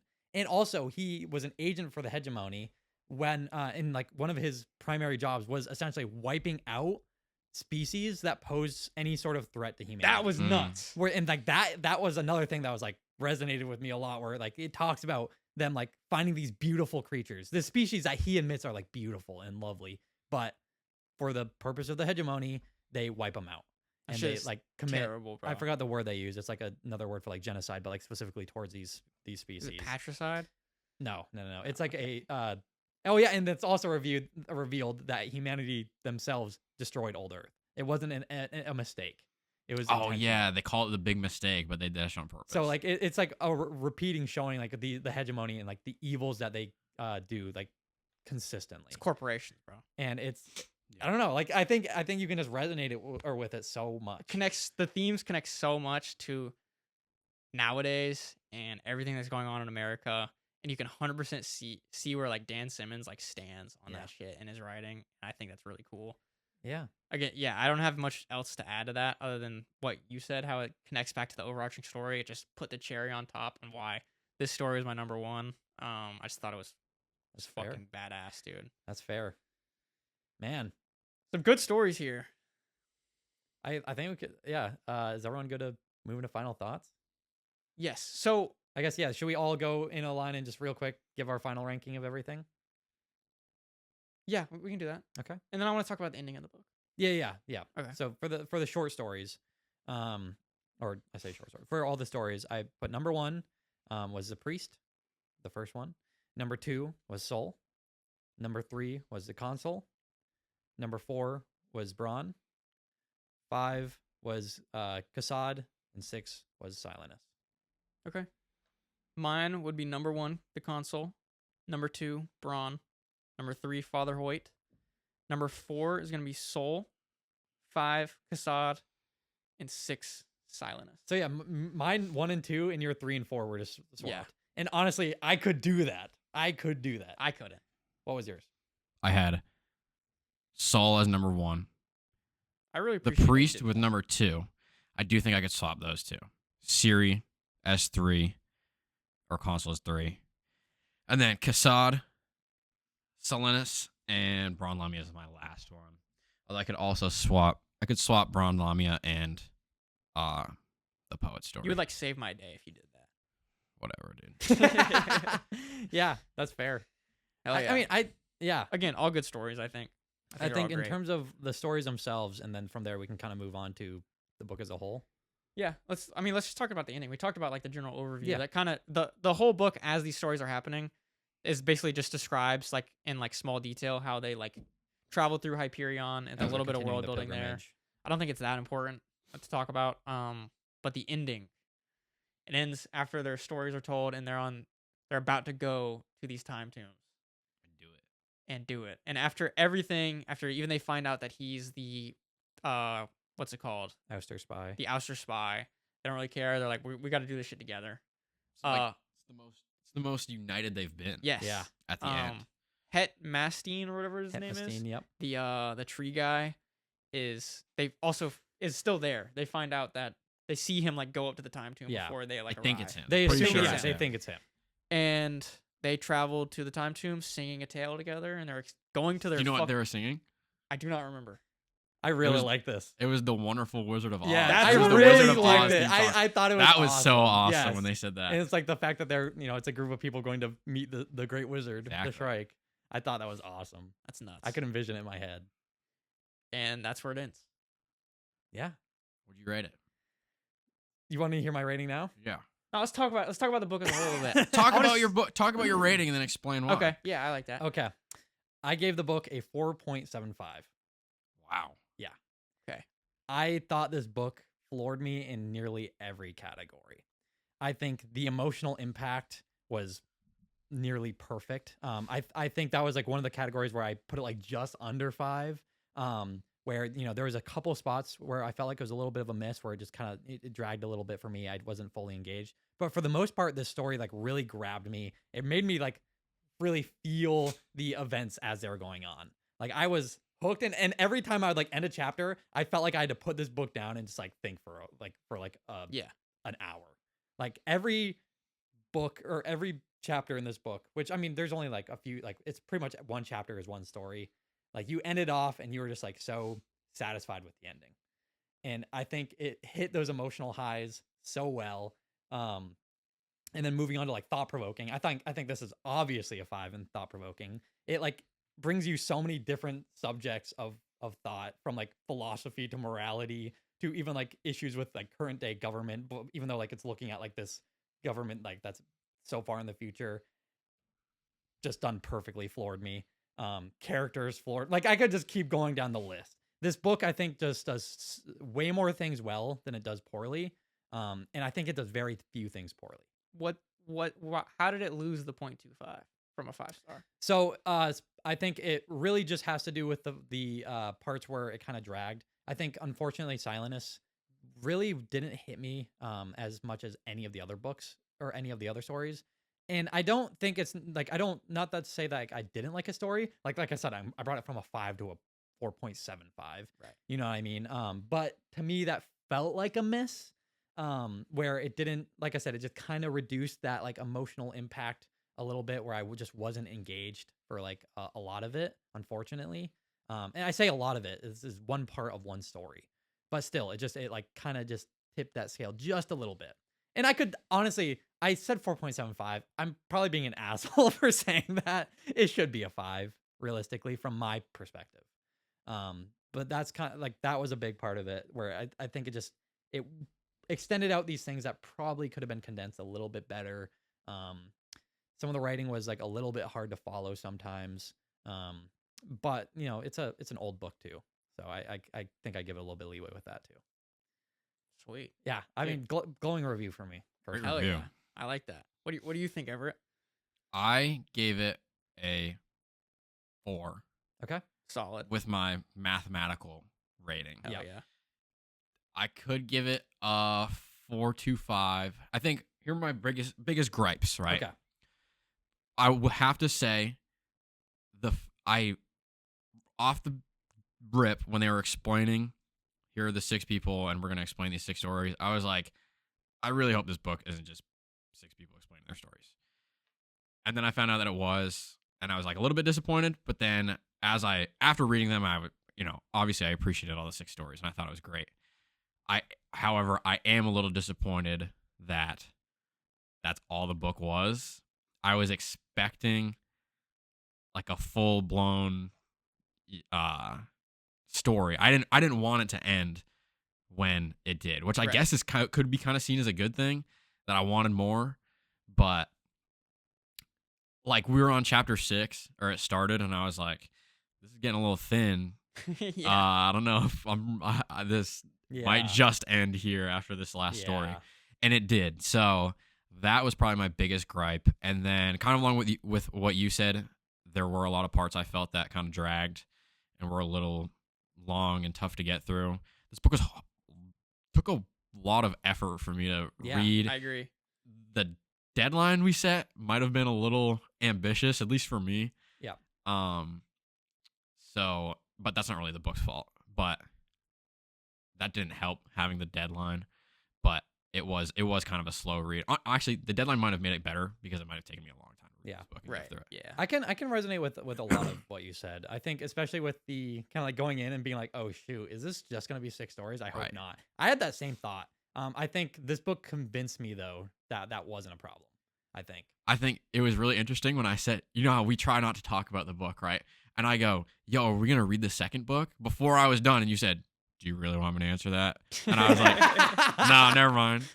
Now I understand why you said that. Yes. All right, Because so now I feel like I have to read the second book. Yes. I agree. I liked it a lot. And it, like I said, it made me want to read the second book. So 4.25 is a great read. yeah, that's So, great. 4.425, yeah. fantastic. Yeah. Maybe to clarify, my 4.75 was also my mathematical. I think my adding my personal, I would bring it to a 5. Also, I didn't incorporate thought provoking. I forgot to add that criteria. Okay. That might- And this that book might- was that very. brought it to That a was probably my 4.5. favorite aspects of this book, were how thought provoking it was. So Okay. maybe that would probably have been the 4.25, That maybe makes even sense. 4.5. Okay. Cool. Hell yeah. What about you, So Cam? I shared a lot of your same sentiments on my biggest gripes for this book were that it's broadcasted on, like, even the back cover. It's broadcasted. You look funny as fuck right now. What? Yeah. Why? What's I don't know. Anyway, sorry. Leave that in, bro. Leave that I in. will. Um, No problem. This book is broadcasted as this journey to see the Shrike. And that's what I went into this book thinking it was going to be, this adventure, this like sci-fi space opera journey with these characters. I thought you were going to learn a little bit about their backstories, but I thought the main plot of the book was going to be them traveling to the Shrike, which, I mean, I guess it technically was, but again, that's not how it's presented or told.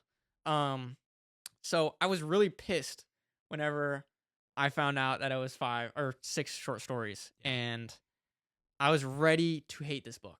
I was Mhm. ready to dog on it, especially after the first story going into Silenuses.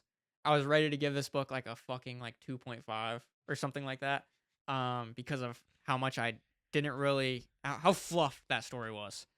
And I think this book has a lot of fluff. It is a lot of yapping. Dan Simmons Lot likes of to talk. yapping, bro. He likes to talk about his world that he built, which I think I'm learning that I like fluff. It's kind of similar to Stormlight Archive for me, one of my favorite book series of all time. It is these fucking massive sci-fi books, like 1,200 pages. Those books have a lot of, I don't even know if fluff's the right word. It just has a lot of small, intricate details about So the detailed. worlds and about like small conversations and stuff like that. And like, that suck, I think, to read in the moment, but I think it adds so much to the payoff. Because if none of these short stories didn't have the payoff that they did, I think I would have rated this book much lower. But after getting through all the small, minute details and getting to the end of every single short story, every single one floored me at the end and made me glad that it was as long as it was. Yes. 100%. So that's why I'm able to ignore a lot of the yapping, is because payoff is super important to me, and every single short story has its main payoff. And I was ready, even after that, I was ready to dock those points for, because of it was broadcasted as this adventure, because it's like 5 separate short stories. I was like, it's kind of misleading. It still kind of like made me want to rate it bad.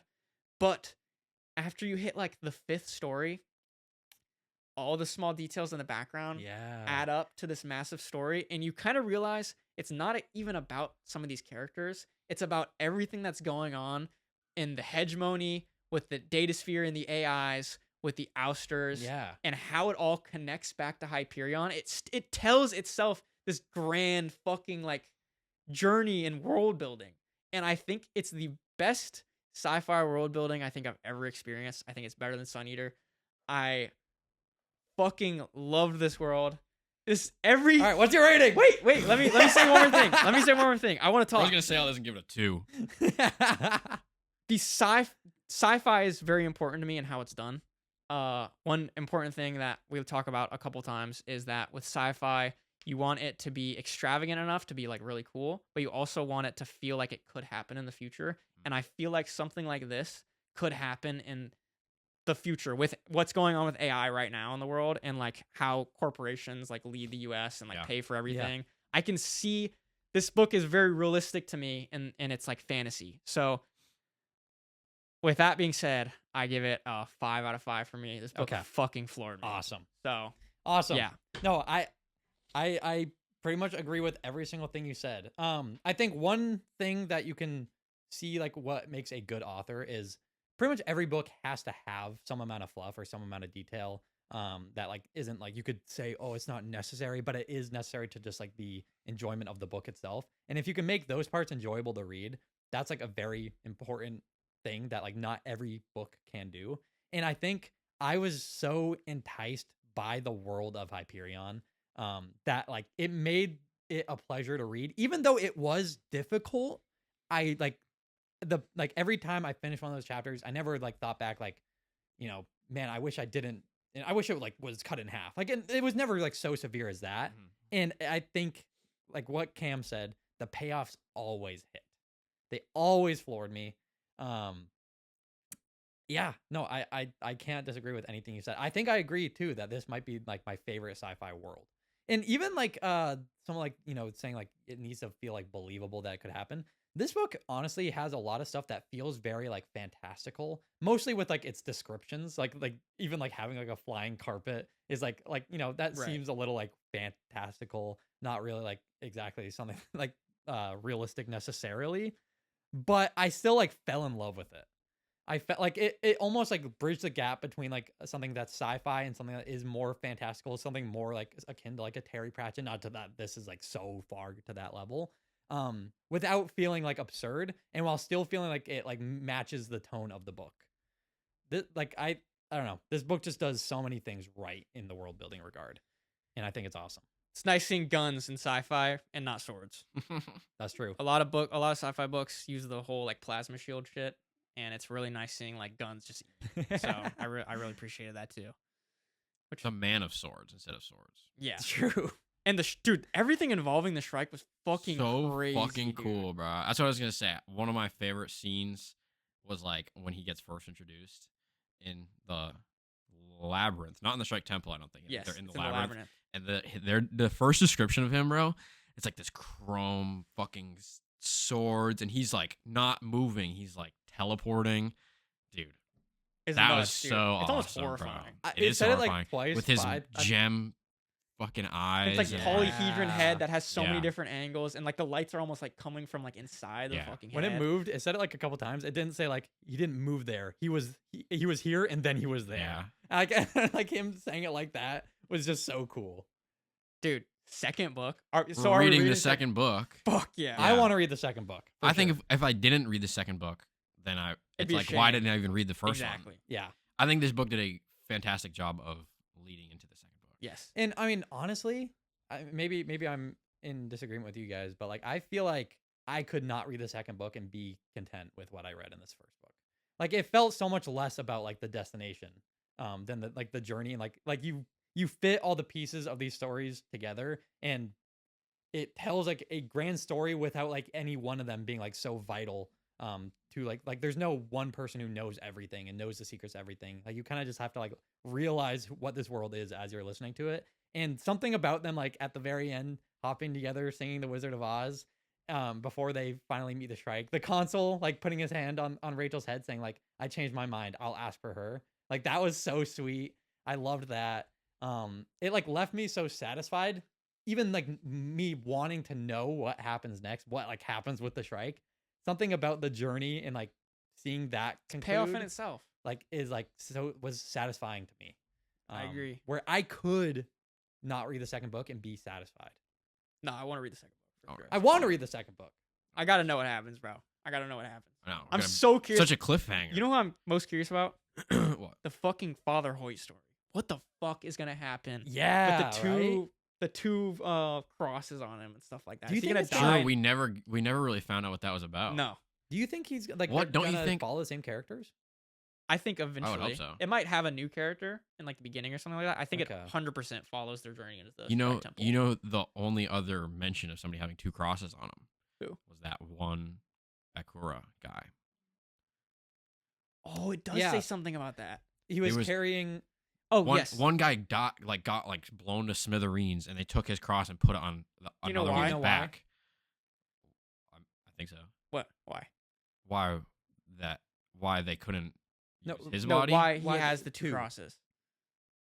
So that when he dies, there's two. Yes. get Yeah. Okay. born. Okay. Right, Cool. yeah, yeah. Cool. Cool. We're on the same page. But I'm saying that was the only. They said that Hoyt had another one on his Yes. back, and then I immediately thought that the only Dude. time we've heard about another one having two was that one Bakura. He's gonna die, and this motherfucker's gonna come back too.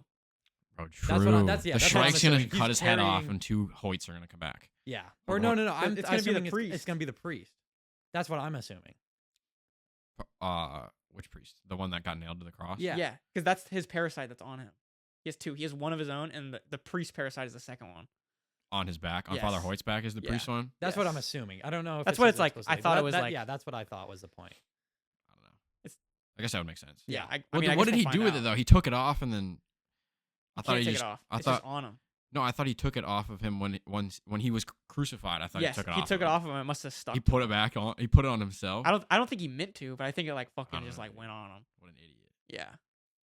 Oh no, because Or what if he's the Bakura? after he takes it off of him, they like remember it says that he got put into like back into Bakura society, and they had to like save him from it. So it was 100% something of them like putting both these crosses on him. Yeah, I'm not certain. I would have to reread. That's the thing. I feel like I should reread this book. I feel like there's so many little things like that that on reading it again you'll find so many things like that. Yeah, especially since we had a week deadline to finish this. I kind of sped through it. Yeah, me too. So I think I got everything though. yeah, Yeah. I think so too. I don't think I missed much. Yeah. Definitely missed less than Lightbringer. So you want to say if this book sucks or fucks? Oh yeah. I think we already did, but 3, 2, 1. this book Fucks. fucks hard. Fucks hard. Hell yeah. Fucks. Yeah. I'm gonna say it's 5 stars. I think I'm being an asshole how and you I say should 4.75. appreciate It's it. 5 stars. This book is like it did something that no other book I think could. The fact that it made 6 separate short stories and still like told a compelling story that had like an overarching goal. And it didn't just outright say it either. It was nuts. Yeah, like this couldn't have been 6 novellas. No. You know what I mean? But still, after every single one, you were like so satisfied. The ending of every single short story was great. Yeah. That's hard to pull off. I can't is. imagine trying to pull that off. Shout out to Dan Simmons. Shout out to Dan Simmons. Hell yeah. I'm hoping the next one fucks even harder. I think it's going to. I think I'm gonna love it. I I'm hope gonna so. I'm gonna go buy it. I'm Yeah. so curious because too. I can't imagine it's in like the same format either. You know what I No. mean? Like it's got to be its own thing. And also supposedly, some of them die on the Shrike spike or the Shrike tree. According to Kassad. Kassad says that he saw multiple of them on it. Shit, dude. So like, you know, According to legend, they're all gonna die except one. Yeah. yeah. So it's like how. That's why I was saying like, do you think it's gonna follow the 7? Because like I can't unless Depends if they all die on the if they first page all of the meet next the book. Shrike. Dude, imagine, bro. If they meet the Shrike, like how fast did they die? How much story is there really to tell from everyone's perspective? Probably not a lot. Yeah, I could potentially. imagine it being the second book following the main overarching plot of Yeah. this first one from a new character, maybe. And it, like what you said, they could all just like, no one gets a wish and the Shrike just kills every Yeah. single Ooh, person. what if the second book is Hetmastine? I bet it That'd go probably hard. is. Yeah. What do y'all think of the Yggdrasil? The The tree? Yeah. Yggdrasil. I thought Dude, that was pretty cool. I thought that was so sick. What I envisioned in my head though was way different than the picture you I sent of that imagined it, one like, Hyperion sideways, cover. like, made I, out of bark. I also thought the same thing with like Yeah. a giant tree in the middle or something. Yeah, but then you sent the like globe looking one. Looks fucking nuts, right? It looks crazy. What's insane? That's like on the wiki, so you know it's like legit. Right. I think it's cover variant. Oh, is it? Oh, I think is it? so. Yeah. Okay, cool. It talked about like how like the tree ships were like some of the most luxurious to travel in because you just get to like watch the like universe go by you. Like that seems so cool. What was his? What's the name of the guy that owned the tree ship? Hetmastine. No, what was his like title? There was like a certain title. Oh. They were like, he's so tall, he looks like he could be Is a it Templar? Templar. That's Yeah. what it was. Yeah, Yeah, that's not and- important, but that's. I Yeah, was trying and to there think was of a that the whole time. Templar in Bronze story. Yes. Who would Yes. talk to Johnny, and they weren't really sure if maybe that was Hetmastine. And it was about the journey to yeah, the pilgrim. So it could have been Hetmastine. yeah. That's what they were saying. Like, do they think it was? They don't. Maybe know. there's only Right. one. There's so yeah. There's wanna be a so much Templar. to this book. It's so Yeah. cool. It's so well done. I want to be the Shrike. All right. So y'all ready? Yeah. All right. I think that concludes the episode. Go read Hyperion. Respect your I feel elders. like we could keep talking forever. I but know. This is a good stopping place. Yes, I agree. Hyperion I agree. 2. Everett, Pick it up. Too. was good to have you on. Thank Are you you gonna guys come so on much for the second book? for having me on. I think We'll have to I have We have, you to. have to. Yeah. Yeah. When I would. So- I would love to. Hell yeah. I appreciate you being here. Thanks for having me. And I think with that, we'll be signing off. See you See ya. later.